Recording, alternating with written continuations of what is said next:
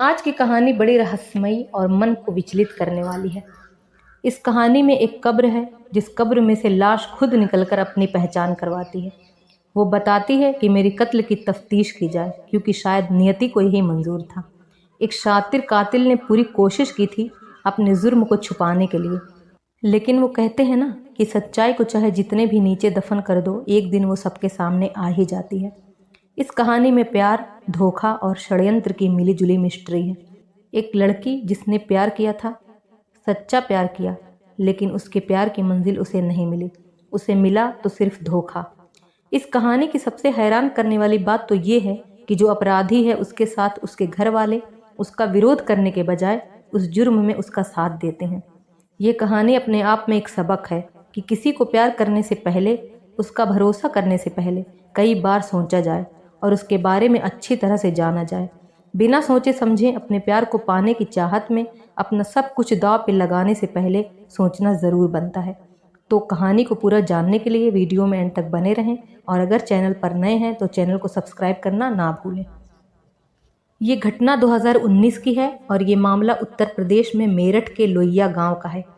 इस लोहिया गांव में 13 जून 2019 को उसी गांव के एक आदमी की नज़र एक अजीब सी चीज़ पर पड़ी। उस आदमी का नाम था ईश्वर पंडित। ईश्वर पंडित लोहिया गांव में खेतों के बीच से गुजर रहा था। तभी उसने देखा कि एक कुत्ता एक इंसानी हाथ यानी बाँह अपने मुंह में दबाए खेतों के बीच से जा रहा है। जब उसने ये मंजर देखा तो ईश्वर पंडित को झटका सा लगा, क्योंकि इस तरह से एक कुत्ते के मुंह में एक इंसानी हाथ होना कोई स्वाभाविक घटना नहीं थी। ये एक हैरान करने वाली बात थी। उन्हें बड़ी हैरानी हुई कि आखिर ये क्या मामला है। अगर किसी की लाश दफनाई गई है और कुत्ते ने उसे खोद कर निकाला है तो ये लाश के लिए अच्छा नहीं है। ये एक दुखद घटना है। ईश्वर पंडित ने इस घटना के बारे में गांव वालों को बताया और पुलिस को भी इस बात की जानकारी दी गई। गांव वालों के बीच ये बात बहुत तेजी से फैल गई। मेरठ की पुलिस तुरंत उस गांव में पहुंची और उस एरिया की छानबीन शुरू की गई जहां से कुत्ते को जाते हुए देखा गया था। और इसी छानबीन के दौरान पुलिस ने ये नोटिस किया कि उसी गांव के रहने वाले एक दूसरे आदमी, जिसका नाम सबी अहमद है, उसके खेत में कुछ मिट्टी खुदी पड़ी है और उसे देखकर ऐसा लगता है कि शायद इस मिट्टी को जानवरों ने ही खोदा है। तो पुलिस को लगा कि जिस तरह उस कुत्ते के मुंह में इंसानी हाथ था, तो हो ना हो इस जगह किसी की लाश जरूर होगी। पुलिस ने तुरंत बिना वक्त गंवाए उस जगह की खुदाई शुरू करवाई, और जब खुदाई करवाई तो पुलिस का शक यकीन में बदल गया और गांव के लोगों का डर सही साबित हुआ। भीड़ के सामने उस जगह की खुदाई में वहां से एक लड़की की सिरकटी लाश निकली। उस लाश का सिर धड़ से गायब था और उस लाश के दोनों हाथ भी गायब थे। बाकी जो शरीर का हिस्सा था यानी धड़ और पैर, वो वहां दफन थी। पुलिस ने फौरन लाश रिकवर की और उसे पोस्टमार्टम के लिए भेज दिया गया। क्योंकि उस लाश का सिर और बाहें गायब थीं, तो पुलिस के लिए उस लाश की पहचान कर पाना मुश्किल हो रहा था। लेकिन लाश को देखकर ये तो पता चल ही गया था कि ये एक फीमेल बॉडी है। पुलिस ने इस मामले की छानबीन शुरू की। छानबीन की शुरुआत उसी गांव से हुई। उस लोहिया गांव के जितने खास लोग थे, जैसे उस गांव के ग्राम प्रधान वगैरह, उन्हीं लोगों से पहले पूछताछ की गई। पुलिस ने उस गांव के लोगों से जानने की कोशिश की कि क्या आपके गांव की या आपके गांव के आसपास की कोई लड़की गायब तो नहीं है? क्या ये लड़की आपके गांव की ही है? सबी अहमद से भी पूछताछ हुई कि तुम्हारे खेत में लाश मिली है, ये क्या मामला है? क्या तुम इस लड़की को जानते हो? तो सबी अहमद ने कहा कि मुझे नहीं पता कि आखिर ये लाश मेरे खेत में किसने दफनाई। मुझे इस लड़की के बारे में कुछ भी नहीं पता। उसके घर वालों ने भी इस बात से साफ इनकार कर दिया। गांव के किसी भी व्यक्ति ने उस लड़की को पहचानने से इनकार कर दिया। पुलिस ने काफ़ी कोशिश की और न सिर्फ लोहिया गांव बल्कि आसपास के भी कई गांव में कोई जवान लड़की गायब हुई है क्या, या किसी लड़की की हत्या हुई है, इस तरह की बात पता करने के लिए पुलिस ने बड़ी कोशिश की। लेकिन पुलिस की तमाम कोशिश नाकाम साबित हुई और उस लड़की के बारे में कोई भी जानकारी या उस लड़की की गुमशुदगी के बारे में पता नहीं चला। लड़की की लाश को देखकर पुलिस ये अंदाजे लगा रही थी कि लड़की एकदम यंग एज की है, यानी 20 से 25 साल के आसपास इस लड़की की उम्र होगी। पुलिस जल्द से जल्द इस मामले की तह तक पहुंचना चाहती थी। मेरठ के एसएसपी अजय साहनी ने उस वक्त इस मामले की हकीकत पता करने के लिए कुछ डिफरेंट, कुछ नया सोचने की कोशिश की। वह इस उधेड़-बुन में लगे हुए थे कि ऐसा क्या किया जाए जिससे इस मामले का खुलासा हो सके, और उन्होंने ये सोचा कि आखिर इस लड़की का कत्ल क्यों हुआ होगा, कैसे हुआ होगा। तो आमतौर पर इस तरह के किसी जवान लड़की या लड़के की हत्या होती है तो उसके पीछे अक्सर देखा गया है कि प्यार मोहब्बत वाली बात होती है, रिलेशनशिप कारण होता है। क्योंकि प्रॉपर्टी रिलेटेड क्राइम अगर होते हैं तो इतने यंग लड़के लड़कियों का कत्ल आमतौर पर नहीं होता। तो इतने यंग लोगों के बीच में संपत्ति को लेकर लड़ाई झगड़े नहीं होते और लूटपाट डकैती जैसी बात भी समझ में नहीं आ रही थी। क्योंकि अगर कोई लूटपाट करता तो किसी लड़की को लूट कर उसकी हत्या करने के बाद उसकी पहचान छुपाने के लिए उसका सिर काटने की इतनी जहमत नहीं किया जाता। लुटेरे अक्सर लूटपाट करते हैं, अगर कोई विरोध करता है तो चाकू या गोली मारकर भाग जाते हैं। लेकिन यहाँ जिस तरह से सिर काटकर लाश को दफनाया गया था उससे साफ लग रहा था कि इसके पीछे गहरी साजिश की गई है। और इस तरह की गहरी साजिश जिसमें लाश की पहचान न हो सके वो प्यार मोहब्बत ब्रेकअप वाले एंगल में ही ज़्यादा होती है। ये बात एसएसपी साहनी के दिमाग में चल रही थी और उन्होंने इस मामले की जांच इसी एंगल से करने का फैसला किया। तो इस गांव में और इस गांव के आसपास के इलाकों में लड़कियों के बारे में पता किया गया तो लड़कियों के बारे में तो कुछ पता नहीं चला, तो अब लड़कों के बारे में पता लगाने की कोशिश की जाने लगी। तो उन्होंने अपनी टीम से कहा कि एक काम करो कि इस लोहिया गांव के और आसपास के गांव के जितने भी जवान लड़के हैं और उन यंग लड़कों में कौन कौन अपने गांव और मेरठ से बाहर काम करता है उनकी लिस्ट तैयार करो और उनके बारे में पता करो कि उनका लोकेशन क्या है, वे कहाँ रहते हैं और अगर किसी और जगह रहते हैं तो वे लोग वहाँ क्या काम करते हैं। और ये पुलिस के लिए एक जटिल काम था। एक एक लड़के की डिटेल निकलवाना, उनका पता करना कोई आसान काम नहीं था। लेकिन पुलिस को ये केस सुलझाना था तो पुलिस ने कमर कस ली और अपनी इस मुहिम में ज़ोरों शोर से लग गए। और मेरठ पुलिस ने ये लंबा प्रोसेस किया और उन्होंने एक लिस्ट तैयार की। पुलिस को ऐसे कई लड़कों का पता चला जो गांव से बाहर मेरठ में, कोई मुजफ्फरनगर, कोई दिल्ली, कोई पंजाब, अलग अलग जगहों पर काम करता था। तो इस तरह की लिस्ट के अनुसार पुलिस ने हर लड़के के बारे में पता करना शुरू किया। ये सारी बातें कि वो लड़के कहाँ रहते हैं, क्या काम करते हैं, ये सारी जानकारी पुलिस ने निकाली और पुलिस ने ये भी पता करना शुरू किया कि जहाँ जहाँ ये लड़के रहकर काम करते हैं इन सारे शहरों में वो जो लड़के काम करते हैं उसके आसपास के थानों के इलाके में कोई लड़की गायब हुई है क्या। इस बात का भी पता पुलिस ने लगाने की कोशिश की और पुलिस की ये कोशिश करिश्माई तरीके से रंग लाई।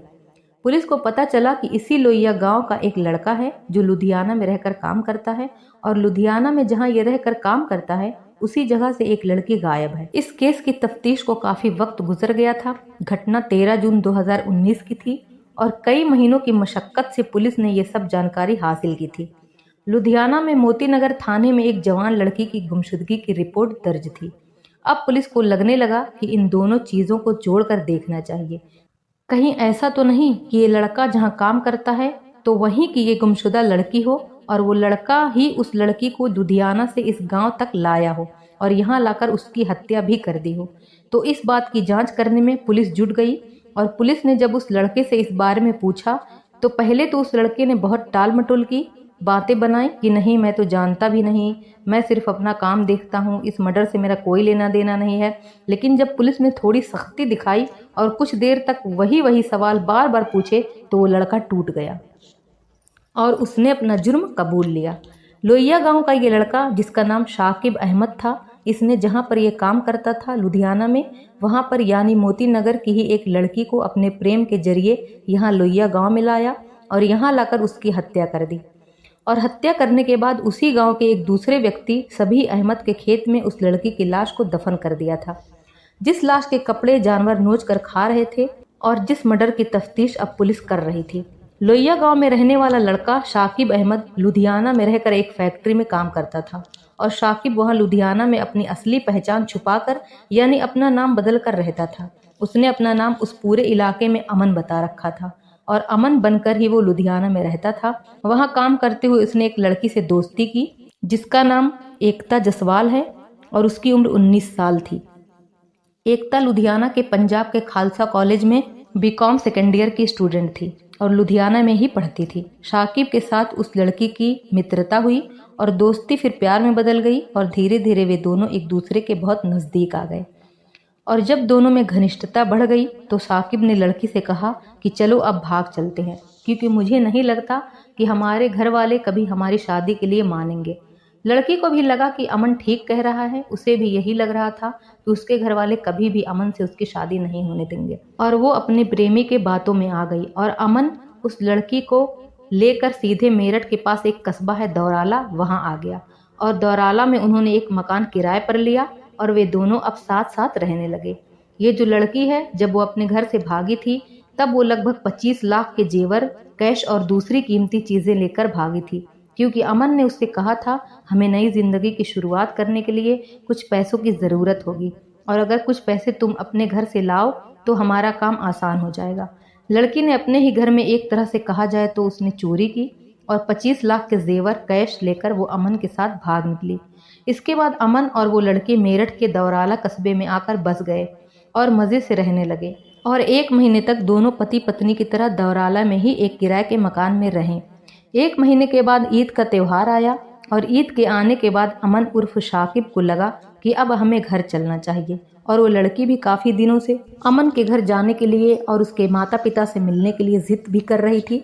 तो शाकिब ईद के दिन उस लड़की को अपने घर लोहिया गांव में लेकर गया और वहां पहुंचने के बाद जब उसने देखा कि अमन दरअसल अमन नहीं बल्कि शाकिब है तो उसके पैरों तले से ज़मीन खिसक गई।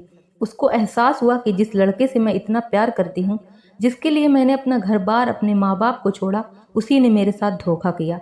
उसने आज तक मुझे अपनी असली पहचान छुपा कर रखी थी, वो आज तक मुझे धोखा देता रहा।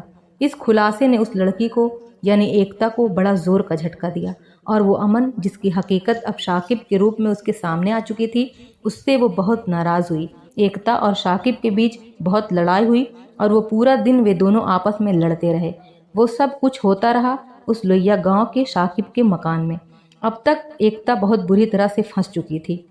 शाकिब उसे डरा धमका भी रहा था कि अगर तुमने मेरे खिलाफ मुंह खोला और ज़रा भी चालाक बनने की कोशिश की तो मैं तुम्हें बहुत मारूंगा। दोनों के बीच इसी तरह मार झगड़े होते रहे और ईद का वो पूरा दिन निकल गया और शाकिब अब अपनी गर्लफ्रेंड को मनाने लगा, उसे फिर अपनी मीठी मीठी बातों से बहलाने लगा, उसे अपने प्यार का वास्ता देने लगा और फिर वो उसे मनाने के लिए बाहर से उसके लिए कोल्ड ड्रिंक लाया। लेकिन अब तक उसके माइंड में कुछ और ही प्लानिंग चलने लगी थी।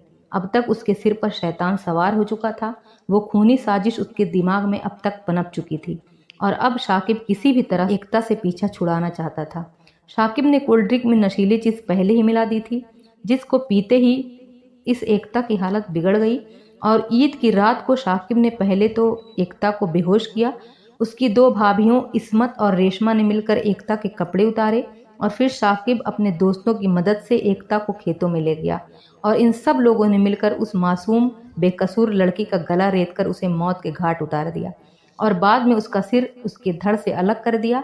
इतनी बर्बरता और क्रूरता से उस एकता के प्रेमी ने अपने कुछ दोस्तों और रिश्तेदारों की मदद से उसको मारा था। लेकिन बर्बरता यहीं पर ख़त्म नहीं हुई।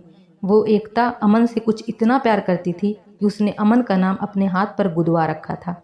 जब अमन ने उस एकता की हत्या कर दी तो उसे लगा कि एकता का सिर तो मैं कहीं ठिकाने लगा दूंगा जिससे एकता की पहचान नहीं हो सकेगी, लेकिन इस हाथ पर तो अमन लिखा हुआ है, अगर ये लाश किसी के हाथ लग गई तो मैं तो पकड़ा जाऊंगा। इसलिए यही सब सोचकर अमन ने एकता का सिर धड़ से अलग करने के बाद उसके हाथों को भी धड़ से काट कर अलग कर दिया और इस तरह से एकता का धड़ उन्होंने रातों रात उस लोहिया गांव के खेत में दफना दिया और उसी धड़ से थोड़ी सी दूरी पर उन्होंने एकता की बाहों को भी दफन कर दिया, जिसे बाद में उसी गांव के कुछ कुत्तों ने खोद कर निकाल लिया था। शाकिब को यह भी लग रहा था कि अगर मैं एकता को वापस उसके घर जाने दूंगा, चूंकि एकता अपने घर वापस जाने की जिद कर रही थी, तो वो 25 लाख रुपए भी मेरे हाथ से चले जाएंगे और हो सकता था कि एकता पुलिस के पास चली जाए तो उसकी ज़िंदगी तबाह हो जाएगी, मेरा राज खुल जाएगा। तो उसे अपने ऊपर खतरा भी महसूस हो रहा था और दूसरा उसे उन 25 लाख रुपयों का लालच भी था। तो अमन एकता को सोने का अंडा देने वाली मुर्गी मान रहा था, इसीलिए अमन ने एकता को इतनी बर्बर और वहशियाना मौत दी। लाश दफनाकर वो फिर से अपने काम पर लुधियाना चला गया था। इधर लाश को इतनी प्रॉपर तरीके से तो दफनाया नहीं गया था, अफरा तफरी में जैसे तैसे गड्ढा खोदकर उस लाश को दफना दिया गया था। तो लाश दफनाने वालों को यह गुमान था कि शायद लाश का राज और लाश कभी ज़मीन से बाहर न निकले, लेकिन जंगली जानवर और कुत्तों की सूंघने की शक्ति अधिक होती है, तो लिहाजा 13 जून 2019 को कुछ कुत्तों ने वो लाश खोद निकाली और उसी जगह जो बाह दफन थी उसे भी खोद निकाला और उस बाह को जो लाश से अलग दफनाई गई थी उसको कुत्ता अपने मुंह में दबाकर ले जा रहा था। और जब ये मंजर उसी गांव में रहने वाले ईश्वर पंडित ने देखा तो उन्होंने पुलिस को सूचना दी और इस मामले का खुलासा हुआ। तो कुल मिलाकर एक लड़की जो अपने प्रेमी पर हद से ज़्यादा भरोसा करती थी, जिसने अपने प्रेमी को अपने माँ बाप के प्यार से भी ऊपर रखा और अपने माँ बाप को एक तरह से धोखा देकर अपने प्रेमी के साथ भाग गई, और उस लड़की का अंत इतना बुरा और भयावह हुआ, तो ये कहानी आंखें खोल देने वाली है। इसके साथ ही मेरठ पुलिस की भी तारीफ करनी होगी, जिसने तकरीबन 1 साल का वक्त लगाकर 2 जून 2020 में इस केस का खुलासा कर दिया और शाकिब अहमद को गिरफ्तार कर लिया गया। साथ ही उन लोगों को भी पकड़ लिया गया जिन्होंने शाकिब के साथ मिलकर एकता की हत्या में उसका साथ दिया था। शाकिब की गिरफ्तारी के दौरान जब पुलिस उसे घटना के स्थान पर लेकर जा रही थी जहां उसने एकता की लाश दफनाई थी, शाकिब ने पुलिस कर्मियों के बेल्ट के पास जो गन लगी होती है वहां से वो पुलिस की ही गन छीनकर उन्हीं पर गोली चलाने की कोशिश की थी, लेकिन मेरठ पुलिस ने बड़ी ही फुर्ती और चालाकी से उसके ऊपर जवाबी कार्रवाई की और शाकिब के पैरों में 3 गोलियां मार दी। बाद में शाकिब को अस्पताल में इलाज के लिए भर्ती करवा दिया गया था। तो इस तरह से पुलिस ने इस मामले का खुलासा कर दिया और आरोपियों को गिरफ्तार कर लिया गया था। तो इस कहानी के बारे में आपकी क्या राय है, कमेंट बॉक्स में ज़रूर बताएं। आपका एक कमेंट हमारे लिए बहुत ही महत्वपूर्ण है। ऐसी ही सत्य और आपराधिक घटनाओं को जानने के लिए हमारे चैनल क्राइम फाइल्स पर बने रहिए। मिलते हैं नेक्स्ट वीडियो में, तब तक अपना और अपने प्यारों का ख्याल रखें। जय हिंद।